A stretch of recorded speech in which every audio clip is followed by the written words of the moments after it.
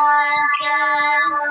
Và nếu chú chim không biết hát ca, mẹ sẽ múa cho em tiếng xinh đẹp nghe.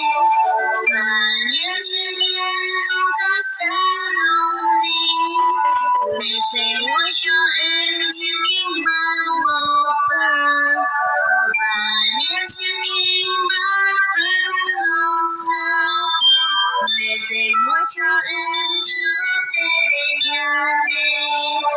Và nếu Chúa sẽ không biết kéo xe, mẹ sẽ múa cho em tiếng xe là châu báu. Và nếu Chúa